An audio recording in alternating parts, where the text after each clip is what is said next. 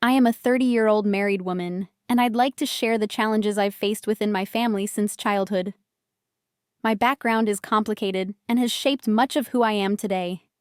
Growing up, I always felt like the troublemaker of the family, while my older sister, Catherine, was the golden child. With her blonde hair and blue eyes, she resembled our mother. Meanwhile, I inherited brown eyes and hair from my paternal great-grandmother, making me the odd one out in a family of blondes. Despite growing up in a family of four, my childhood was lonely. Instead of easing my isolation, my parents often worsened it, joking about doing a DNA test to confirm I was their child. Although they laughed it off, their favoritism toward Catherine was evident. She was treated as perfect, while I was made to feel like an unnecessary burden. Their constant praise for Catherine's beauty and popularity only deepened my feelings of inadequacy. By high school, I had accepted that my parents' affection would never extend to me. This realization fueled my determination to attend college and gain independence. I believed that leaving home would free me from their control, but financial constraints forced me to commute, keeping me under their suffocating roof. My mother's constant nagging and the reminders of their sacrifices for me only heightened my frustration. Eventually, I secured a good job and moved out, but the emotional baggage lingered. 3 years ago, I married Jason, hoping to build a new life. However, I soon discovered that Jason and his family highly valued familial bonds, a stark contrast to my own perspective. Under pressure, I began sending monthly financial support to my parents, even though they had never shown genuine care for me. Meanwhile, Catherine, who had married a wealthy man, continued to lead a charmed life. Her perfect facade shattered when her husband divorced her after discovering her affair. Left with nothing due to the divorce settlement, Catherine turned to our parents for support, and they, in turn, pressured me to contribute. My mother even invited me to join Catherine on a healing vacation to help her recover from the divorce. I refused, baffled by Catherine's audacity to expect others to fix her mistakes. Jason, however, had a different view. He seemed to have a soft spot for Catherine, often showing her sympathy during family visits.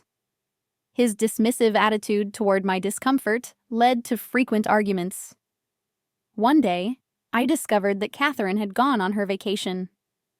Suspecting Jason's involvement, I overheard him discussing financial matters with my mother. To my shock, he had been secretly supporting Catherine without consulting me. Feeling betrayed, I confronted Jason. His excuse, that my mother had insisted and that family helps family, only deepened my hurt.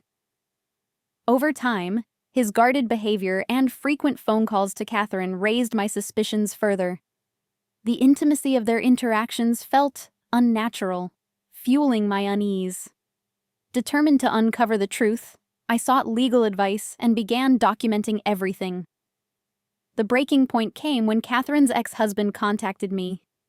He revealed evidence of an affair between Jason and Catherine, including financial transactions meant to keep her silent. My parents had known all along but had chosen to cover it up. The betrayal from my husband, sister, and parents was overwhelming. I decided to cut financial ties with my parents and filed for divorce. Despite the challenges, I've begun to rebuild my life. Therapy has helped me establish boundaries and prioritize my well-being. While Jason's regret is apparent, I've chosen to focus on my healing. The journey has been long and painful, but I am finally rediscovering what brings me happiness. Looking back, I realize that the seeds of my resilience were planted in my childhood. Despite feeling sidelined, I cultivated a determination to carve out my own path. My academic and professional successes were my way of proving my worth. Not to my family, but to myself. Yet the shadow of their indifference lingered, making it difficult to fully celebrate these victories. After filing for divorce, I confronted my parents about their years of favoritism. My mother dismissed my concerns, insisting that they had treated Catherine better because she needed it more. This rationalization stung, as it implied that my own needs had been irrelevant. It became clear that I had to let go of any hope for acknowledgement or apology from them.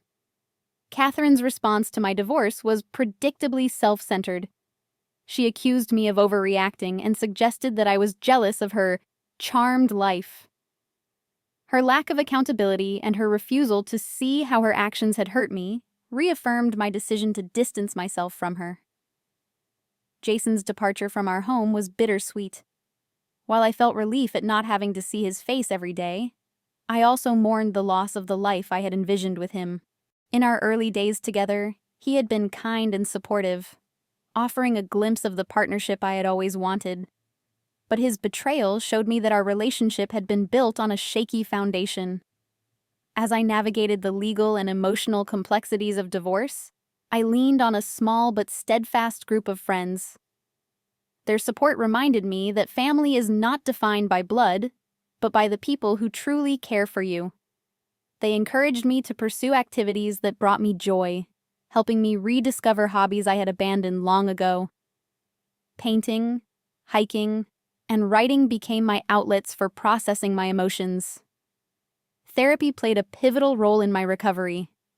My therapist helped me unpack the years of emotional neglect and betrayal, guiding me toward a healthier understanding of my self-worth. Through our sessions, I learned to identify toxic patterns and set boundaries to protect myself from further harm. These tools have been invaluable as I rebuild my life. One of the most challenging aspects of this journey has been redefining my relationship with my parents. While I've stopped providing financial support, I occasionally wrestle with feelings of guilt. Society often emphasizes the importance of filial duty, and breaking away from that narrative has been difficult. But I remind myself that caring for myself is not selfish. It is necessary. Catherine's continued attempts to involve herself in my life have been met with firm resistance. She has tried to mend our relationship, but her apologies lack sincerity. I've made it clear that I need space, and that rebuilding trust will take time, if it happens at all. For now, I've chosen to focus on healing and surrounding myself with people who uplift me. Jason's attempts to reconcile have been equally unconvincing. He has expressed regret, but his actions speak louder than his words. The secrecy and deceit he exhibited during our marriage cannot be undone with apologies. I've made it clear that our relationship is over and that I am committed to moving forward without him. Reflecting on these experiences, I've come to appreciate the strength I've developed. Adversity has taught me resilience, and betrayal has taught me the importance of trusting my instincts. While the pain of the past cannot be erased, it has shaped me into a more self-aware and independent person. As I look to the future, I am filled with a sense of possibility. I am exploring new opportunities, both personally and professionally. My experiences have shown me that I am capable of overcoming even the most challenging circumstances. Though the road ahead may not be easy, I am confident in my ability to navigate it with grace and determination. Ultimately, my story is one of survival and growth. Despite the pain inflicted by those closest to me, I have emerged stronger and more self-assured. I hope that sharing my journey will inspire others facing similar struggles to prioritize their well-being and believe in their own resilience. The path to healing is not linear, but it is worth every step.